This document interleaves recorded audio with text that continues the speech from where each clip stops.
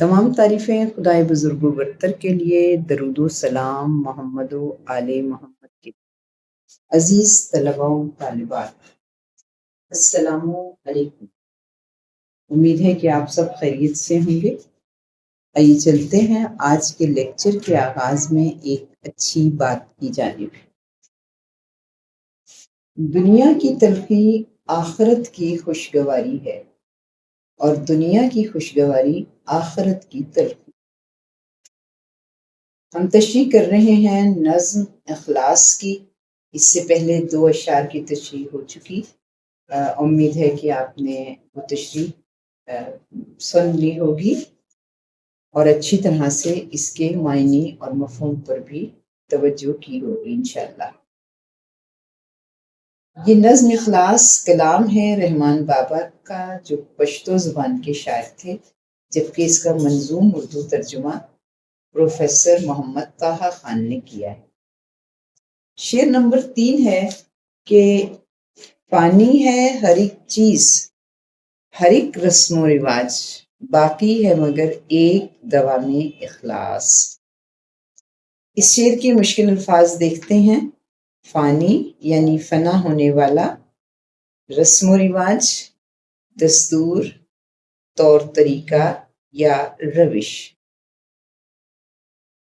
دوام، ہمیشگی، ہمیشہ یا جو باقی رہنے والا ہو، اخلاص، سچائی کے ساتھ خالص ہونا۔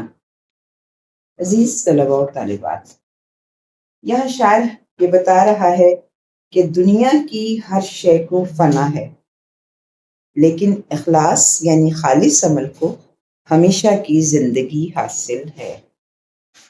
یعنی اس دنیا میں رہتے ہوئے ہم نے جو خالص ترین اعمال سر انجام دیے ہیں، انہیں صرف ہمیشگی حاصل ہوگی، باقی سب رسم و رواج ختم ہو جائیں گے۔ اس ظاہری دنیا کی حقیقت یہ ہے کہ یہاں ہر عروج کو زوال ہے۔ تخت و تاج سے لے کر زندگی کے اس نظام میں شامل رسم و رواج تک سب ختم ہو جائیں گے، یہاں تک کہ حق سبحانہ اللہ تعالیٰ کے ایک اشارے سے یہ خوبصورت کائنات بھی فنا ہو جائے گی، کیونکہ کامل ہے جو ازل سے، وہ ہے کمال تیرا، باقی ہے جو ابد تک، وہ ہے جلال تیرا۔ اس شعر میں شاعر نے فنا کے تصور میں ایک ایسا پیغام دیا ہے کہ جس کی اہمیت اس عارضی دنیا سے کہیں زیادہ ہے۔ شاعر ایک نئی امید کے ساتھ حوصلہ مندی کا یہ پیغام الہی قوانین کی جانب اشارہ کرتے ہوئے دے رہا ہے۔ یعنی اس فنا کے بعد اگر کوئی رہنے والی چیز ہے تو وہ ہے ہمارا اخلاص عمل، یعنی عمل میں خلوص۔ دین اسلام رسول اکرم صلی اللہ علیہ وآلہ وسلم کی حیات مبارکہ کی روشنی میں بہترین اخلاق کا نمونہ پیش کرتا ہے۔ یہ دین خالص اخلاص و مروت کا راستہ بھی ہمیں دکھاتا ہے۔ یعنی زندگی کے معاملات میں اگر دیکھا جائے تو یہاں ہم یہ قول دیکھتے ہیں کہ دشمن پر قابو پاؤ تو اس قابو پانے کا شکرانہ اس کو معاف کر دینا ہے، اور یہ قول ہے امیر المومنین علی بن ابی طالب علیہ السلام کا۔ یہی حسن عمل ہے، اسی کو حسن عمل کا اخلاص کہا جائے گا، اور ایسے ہی خالص اعمال ہمیشہ کی زندگی حاصل کر لیں گے، گویا ہمارا خالص عمل ہی باقی رہ جانے والا ہے، اور یہ خالص عمل عبادت کا درجہ حاصل کر لیتا ہے۔ دوسرے لفظوں میں ہم یہ بھی کہہ سکتے ہیں کہ عبادات کے ساتھ معاملات دنیاوی میں اخلاص کے ساتھ عمل کرنا عبادت ہے۔ اب مرد مومن کا ہر عمل عبادت کا ہی درجہ رکھتا ہے۔ قرآن پاک میں سورہ زمر آیت نمبر 3 میں ارشاد پروردگار عالم ہے کہ آگاہ رہو کہ عبادت تو خاص خدا ہی کے لیے ہے۔ گویا عبادات کے ساتھ ساتھ ہم دینی معاملات میں اگر پروردگار عالم کی خوشنودی کو پیش نظر رکھتے ہوئے خالص عمل سر انجام دیتے ہیں تو یقیناً یہ بھی عبادت کا درجہ ہے، اور یہی عمل ہے جو ہمارا باقی رہ جائے گا۔ یعنی نیت کا اخلاص ہر عمل سے پہلے ضروری اور مقدم ہے، کیونکہ ہر شے کو فنا ہے، اور یہی اخلاص عمل جو ہے وہ دوام حاصل کر لے گا۔ یہ ایک ایسی اخلاقی قدر ہے جو لازوال ہے۔ عمل کا اخلاص اپنے اندر ایسا اثر رکھتا ہے جو زندگی میں تو دوسروں کو متاثر کرتا ہی ہے، لیکن دنیا سے جانے کے بعد بھی اس کے عمل کی سچائی اور اخلاص کی تاثیر خوشبو بکھیرتی ہے۔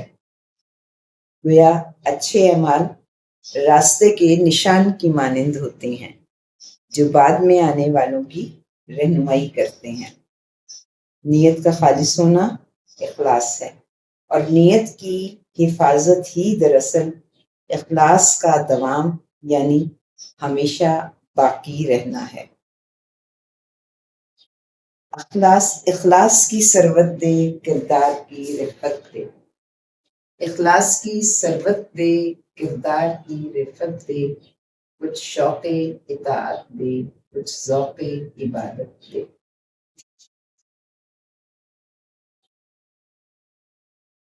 آئیے اور اب چلتے ہیں شعر نمبر 4 کی جانب۔ اسلام ہے پابندی اخلاص کا نام، اور نام ہے اسلام کا اخلاص۔ کچھ الفاظ کے معنی دیکھیے۔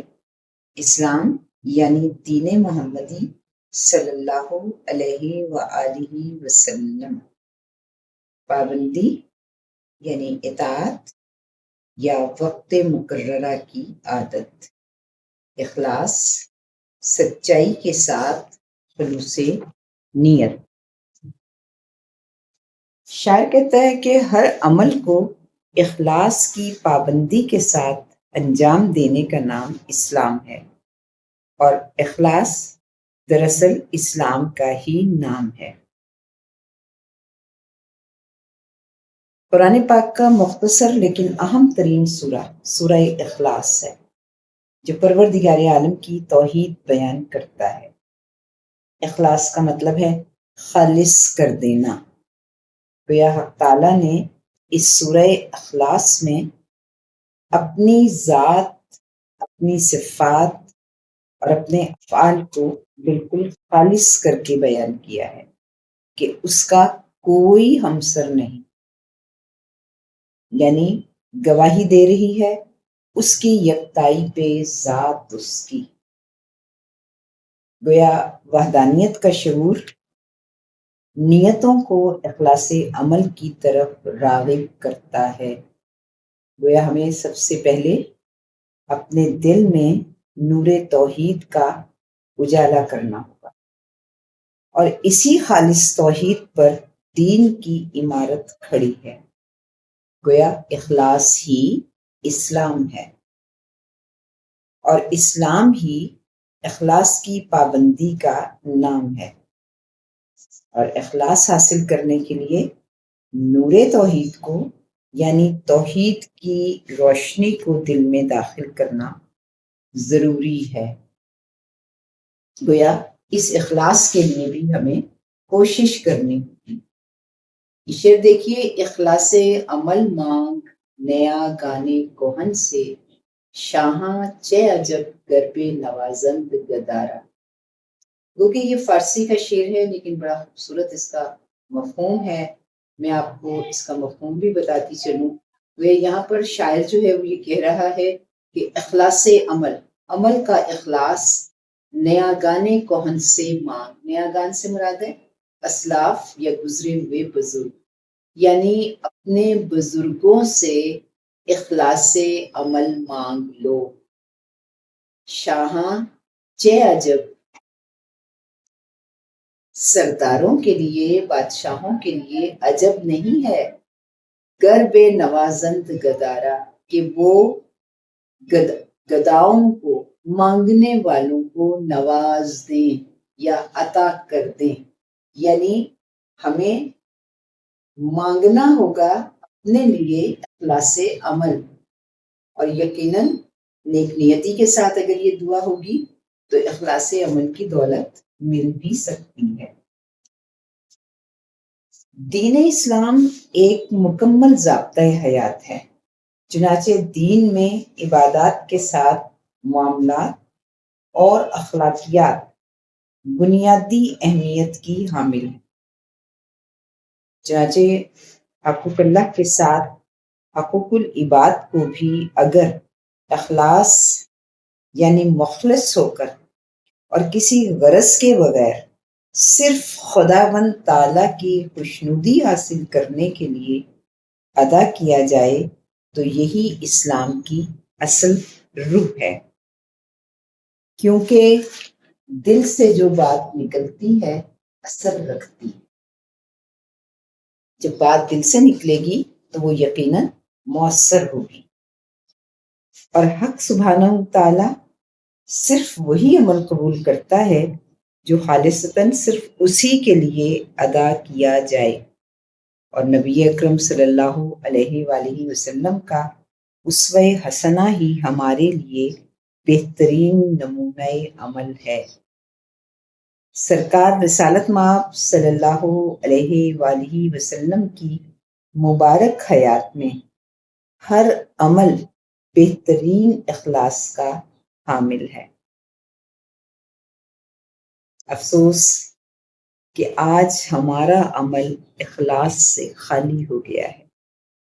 ہم نے اسلامی تعلیمات کو پس پشت ڈال دیا ہے، اور یہی بات ہماری اخلاقی پستی کا باعث بن گئی. اور علامہ اقبال نے اس کو یوں پیش کیا کہ گنوا دی ہم نے جو اسلاف سے میراث پائی تھی، سریا سے زمین پر آسمانے ہم کو دے مارا. یعنی ہمارا علمی ورثہ جو ہم نے اپنے بزرگوں سے حاصل کیا تھا، افسوس کہ ہم نے اسے ضائع کر دیا، اور یوں آسمان کی بلندیوں سے زمین کی پستیوں پر آ گرے. ابھی ہم نے بیان کیا کہ اسلام ایک مکمل ضابطۂ حیات ہے، اور اس ضابطۂ حیات یعنی زندگی گزارنے کے دستور و قوانین میں اگر اخلاص شامل ہے تو یقیناً کامیابی ہر گام پہ قدم چومنے آئے گی. دوسری صورت یہ ہے کہ اخلاص کے بغیر ہمارا عمل ناقص ہے. اپنے اخلاص و محبت کا بھی سرمایہ دیکھ، کچھ تو ہو زیادہ سفر عزم سفر سے پہلے. شاعر نے بڑے خوبصورت انداز میں اخلاص عمل کی نشاندہی کرتے ہوئے یہی بتایا ہے کہ اگر عمل میں اخلاص نہیں تو ہمارا عمل ناقص ہے، چاہے وہ عبادات ہوں یا زندگی گزارنے کے معاملات. اور آئیے دیکھتے ہیں اب شعر نمبر 5. صیاد کو ممکن ہے ہما ہاتھ لگے، پھیلائے محبت سے جو دام اخلاص. آئیے دیکھتے ہیں اس شعر کے الفاظ معنی. صیاد یعنی شکاری. ہما ایک خیالی پرندہ سے خوش بختی کی علامت سمجھا جاتا ہے. دام جال، اخلاص خالص ہونا یا نیک نیتی. ہما یعنی خوش بختی کو حاصل کرنا ممکن ہے، مگر شرط یہ ہے کہ صیاد یعنی شکاری یا طالب منزل بے غرض محبت و اخلاص کے ساتھ اپنا جال پھینکے. یعنی یہاں شاعر ہمیں یہ بتانا چاہتا ہے کہ انسان بہترین کامیابی حاصل کر سکتا ہے اگر اس کے عمل میں نیک نیتی شامل ہو جائے۔ اچھا، یہاں یہ بتانا بھی ضروری ہے کہ ہما ایک خیالی پرندہ ہے۔ بعض اوقات کچھ داستانوں کے کردار اتنے مشہور ہو جاتے ہیں کہ وہ ہماری زندگی میں اس عمل کے لیے استعارہ بن جاتے ہیں۔ ہما بھی ایک ایسا ہی افسانوی پرندہ ہے جس کے بارے میں مشہور ہے کہ اگر کسی کے سر پہ بیٹھ جائے یا سایہ کر کے گزر جائے تو خوش قسمتی اور کامیابی اس کا مقدر بن جاتی ہے۔ چنانچہ شاعر نے بھی اس شعر میں ہما کو کامیابی کی بہترین علامت کے طور پر استعمال کیا ہے، جبکہ صیاد کا مطلب شکاری ہے، اور اسی مناسبت سے یہ لفظ یہاں استعمال ہوا ہے۔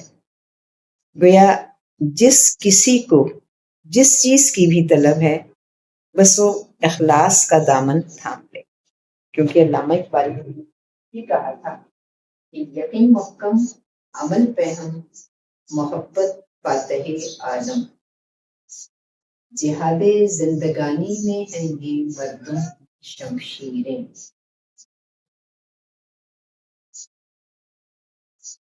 اخلاص وہ قوت ہے جو ناممکن کو ممکن کر سکتی ہے۔ گویا اس دنیا میں بھی اگر انسان نیک نامی اور شہرت حاصل کرنا چاہتا ہے تو عمل کا اخلاص اسے یہ کامیابی ضرور عطا کرتا ہے۔ مہر و وفا، اخلاص و مروت ایسے عمل ہیں کہ دشمن بھی تسخیر ہو جاتا ہے، اور بقول الطاف حسین حالی یہ بنتے ہیں غیر اپنے، ہوتے ہیں رام وحشی، یعنی وحشی جانوروں کو بھی اپنا بنایا جا سکتا ہے۔ رام کرنا یعنی نرم کرنا، الفت کی بھی جہاں میں کیا حکمرانیاں ہیں۔ گویا دکھاوے اور ریا سے پاک خلوص و محبت کے ذریعے انسان بہترین کامیابیاں حاصل کر سکتا ہے، کیونکہ یہ حقیقت ہے کہ نیت نیک ہو تو منزل آسان ہو جاتی ہے۔ اور اے جذبہ دل گر میں چاہوں، ہر چیز مقابل آ جائے، منزل کے لیے تو گام چل اور سامنے منزل آ جائے۔ گویا ممکنات زندگانی میں سچائی کے ساتھ خلوص نیت یعنی نیک نیتی شرط لازم ہے۔ قرآن پاک میں پروردگار عالم کی جانب سے یہ ارشاد ہے کہ انسان کے لیے وہی کچھ ہے جس کے لیے وہ کوشش کرتا ہے، اور دراصل یہ کوشش ہی انسان کا وہ اخلاص ہے جو اس کے دل میں کامیابی حاصل کرنے کی تڑپ پیدا کر دیتا ہے۔ عزیز طلباء و طالبات، اس کے ساتھ ہی ہماری آج کی یہ نظم اخلاص جو کہ کلام تھا رحمان بابا کا، پشتو زبان کے شاعر، اور اس کا اردو میں منظوم ترجمہ پروفیسر محمد طاہر خان نے کیا، ہم نے اس کی تشریح آج مکمل کر لی ہے۔ امید ہے آپ بہتر انداز میں اس کو سمجھ پائے ہوں گے۔ اگر پھر بھی کوئی کنفیوژن ہو تو آپ کمنٹ باکس میں سوال کر سکتے ہیں۔ بہت شکریہ، سلامت رہیے، خدا حافظ۔